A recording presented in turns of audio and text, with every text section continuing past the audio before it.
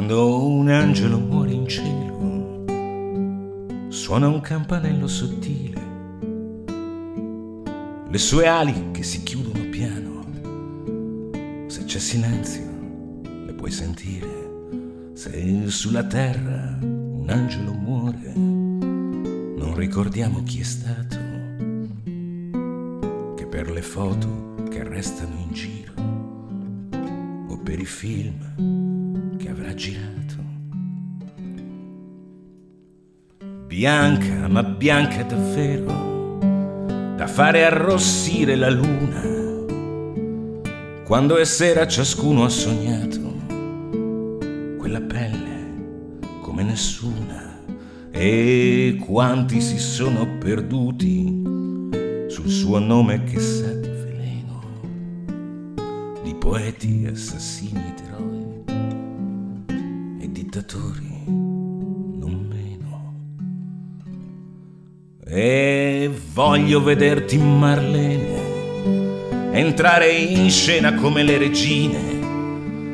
I nostri sogni son cose da niente, per questo ci hanno inventato il cine, che siamo uomini piccoli piccoli, i nostri pensieri imperfetti, e per questo dobbiamo sognare di angeli azzurri sopra i tetti. E voglio pensare, Marlene, che tutto il tempo che è passato sui tuoi occhi e le tue giarrettiere ti avrà soltanto sfiorato. E la sera che viene ogni sera ti aspettiamo con quella certezza di chi sa che il sonno fra poco lo coglierà con una carezza.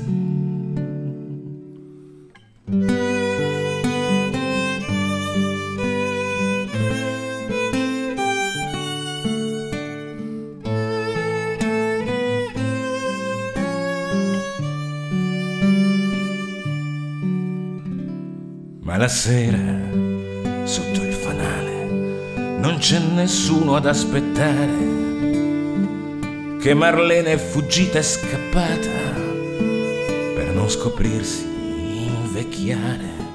È lontana dagli occhi, dal cuore, da ciò che il cinema riprende.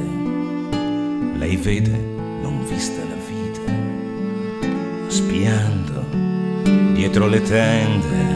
È in una casa di qualche città, a 2 passi dal mondo che vola. Lei attraversa da sola l'età, con un ricordo che non consola. E nessuno la va a trovare, ma se qualcuno le bussa alla porta, si chiude le orecchie, non sente la vanità che non è morta.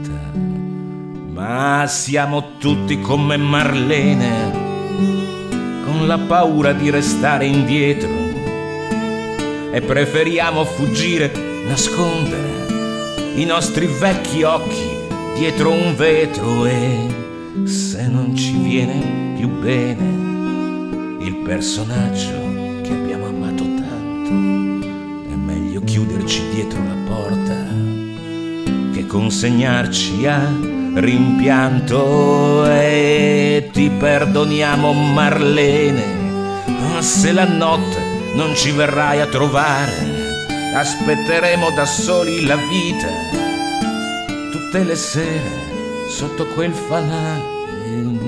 Marlene era un colpo di frusta che segue un nome di zucchero a velo. Ora non è che una nota sbiadita su un pentagramma di cielo.